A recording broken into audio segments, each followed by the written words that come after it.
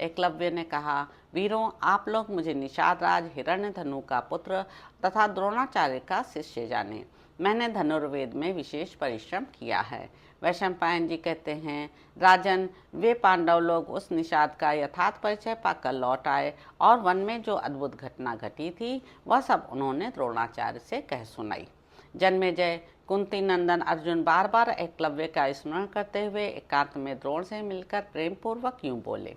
अर्जुन ने कहा, आचार्य, उस दिन तो आपने मुझे अकेले को हृदय से लगाकर बड़ी प्रसन्नता के साथ यह बात कही थी कि मेरा कोई भी शिष्य तुमसे बढ़कर नहीं होगा।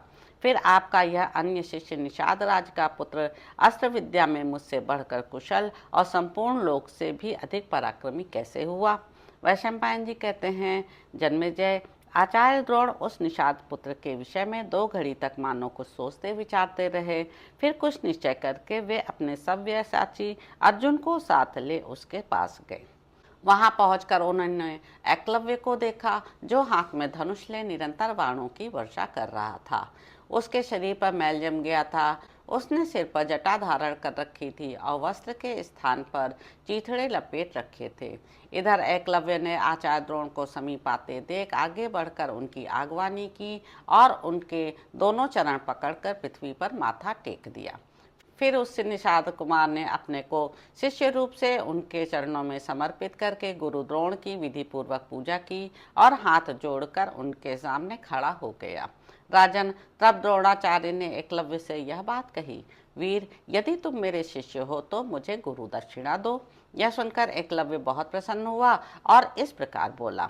एकलव्य ने कहा, भगवान, मैं आपको क्या दूं?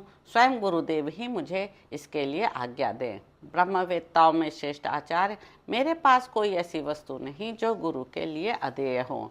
वैशंपायन जी कहते हैं, जन्मेजय, तब द्रोणाचार्य ने उससे कहा, तुम मुझे दाहिने हाथ का अंगूठा दे दो।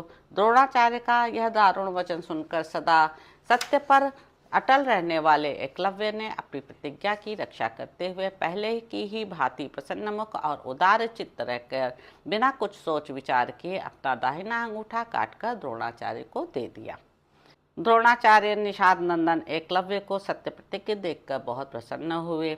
उन्होंने संकेत से उसे यह बता दिया कि तर्जनी और मध्यमा के संयोग से बाण पकड़कर किस प्रकार धनुष की डोरी खींचनी चाहिए। तब से वह निषाद कुमार अपनी उंगलियों द्वारा ही बाणों का संधान करने लगा। राजन, उस अवस्था में वह उतनी शीघ्रता से बाण नहीं चला पाता था जैसे पहले चलाया करता था। इस घटना से अर्जुन के मन में बड़ी प्रसन्नता हुई। उनकी भारी चिंता दूर हो गई। द्रोणाचार्य का भी वह कथन सत्य हो गया कि अर्जुन को कोई दूसरा पराजित नहीं कर सकता। उस समय द्रोण के 2 शिष्य गदा युद्ध में सुयोग्य निकले, दुर्योधन और भीमसेन। ये दोनों सदा एक दूसरे के प्रति मन में क्रोध से भरे रहते थे। अश्वत्थामा धनुर्वेद के रहस्यों की जानकारी में सबसे बढ़ चढ़कर हुआ। नकुल और सहदेव दोनों भाई तलवार की मूठ पकड़कर युद्ध करने में अत्यंत कुशल हुए। वे इस कला में अन्य सब पुरुषों से बढ़ चढ़कर थे। युधिष्ठिर रथ पर बैठकर युद्ध करने में श्रेष्ठ थे, परंतु अर्जुन सब प्रकार की युद्ध कलाओं में सबसे बढ़कर थे। वे समुद्र पर्यंत सारी पृथ्वी में रथ युद्धपतियों के भी युद्धपति के रूप में प्रसिद्ध थे। बुद्धि, मन की एकाग्रता, बल और उत्साह के कारण वे संपूर्ण अस्त्र विद्याओं में प्रवीण हुए। अस्त्रों के अभ्यास तथा गुरु के प्रति अनुराग में भी अर्जुन का स्थान सबसे ऊंचा था। यद्यपि सबको समान रूप से अस्त्र विद्या का उपदेश प्राप्त होता था, तो भी पराक्रमी अर्जुन अपनी विशिष्ट प्रतिभा के कारण अकेले ही समस्त कुमारों में अतिरथी हुए। धृतराष्ट्र के पुत्र बड़े दुरात्मा थे। वे भीमसेन को बल में अधिक और अर्जुन को अस्त्र विद्या में प्रवीण देखकर परस्पर सहन नहीं कर पाते थे। जब संपूर्ण धनुर्विद्या तथा अस्त्र संचालन की कला में वे सभी कुमार सुशिक्षित हो गए, तब नरश्रेष्ठ द्रोण ने उन सबको एकत्रित करके उनके अस्त्र ज्ञान की परीक्षा लेने का विचार किया। उन्होंने कारीगरों से एक नकली कीद बनवाकर वृक्ष के अग्रभाग पर रखवा दिया। राजकुमारों को इसका पता नहीं था। आचार्य ने उसी गीध को बींधने योग्य लक्ष्य बताया। द्रोण बोले, तुम सब लोग इस गीध को बींधने के लिए शीघ्र ही धनुष लेकर उस पर बाण चढ़ाकर खड़े हो जाओ। फिर मेरी आज्ञा मिलने के साथ ही इसका सिर काट गिराओ। पुत्रों, मैं एक एक को बारी बारी से इस कार्य में नियुक्त करूंगा। तुम लोग मेरे बताए अनुसार कार्य करो। वैशंपायन जी कहते हैं, जन्मेजय, तदंतर अंगिरा गोत्र वाले ब्राह्मणों में सर्वश्रेष्ठ आचार्य द्रोण ने सबसे पहले युधिष्ठिर से कहा, दुर्धर्ष वीर, तुम धनुष पर बाण चढ़ाओ और मेरी आज्ञा मिलते ही उसे छोड़ दो।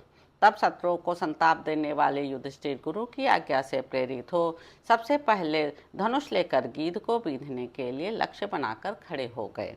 भरत श्रेष्ठ तब धनुष तान कर खड़े हुए कुरुनंदन युधिष्ठिर से 2 घड़ी बाद आचार्य द्रोण ने इस प्रकार कहा, राजकुमार, वृक्ष की शिखा पर बैठे हुए इस गीध को देखो। तब युधिष्ठिर ने आचार्य को उत्तर दिया, भगवान, मैं देख रहा हूँ। मानो 2 घड़ी और बिताकर द्रोणाचार्य फिर उनसे बोले। द्रोणाचार्य ने कहा, क्या तुम इस वृक्ष को, मुझको अथवा अपने भाइयों को भी देखते हो? यह सुनकर कुंती नंदन युधिष्ठिर उनसे इस प्रकार बोले, हाँ, मैं इस वृक्ष को, आपको, अपने भाइयों को तथा गीध को भी बारंबार देख रहा हूँ। उनका उत्तर सुनकर द्रोणाचार्य मन ही मन अप्रसन्न से हो गए और उन्हें झिड़कते हुए बोले, हट जाओ यहाँ से, तुम इस लक्ष्य को नहीं बींध सकते।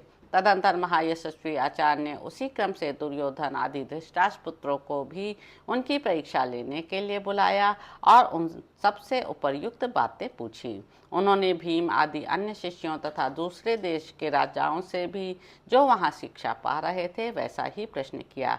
प्रश्न के उत्तर में सभी ने कहा, हम सब कुछ देख रहे हैं। यह सुनकर आचार्य ने उन सबको झिड़क कर हटा दिया। तो इस प्रकार साथियों, आदि पर्व के अंतर्गत संभव पर्व में आचार्य द्रोण के द्वारा शिष्यों की परीक्षा से संबंध रखने वाला 131वां अध्याय पूरा हुआ। इसके अगले अंक में आप जानेंगे कि अर्जुन के द्वारा लक्ष्य भेद, द्रोण का ग्रह से छुटकारा और अर्जुन को ब्रह्मशिर नामक अस्त्र की प्राप्ति। तो अब आपसे अगले अंक में मुलाकात होगी। मेरे YouTube चैनल संवाद विद अनीता को लाइक करें, शेयर करें, सब्सक्राइब करें। धन्यवाद साथियों।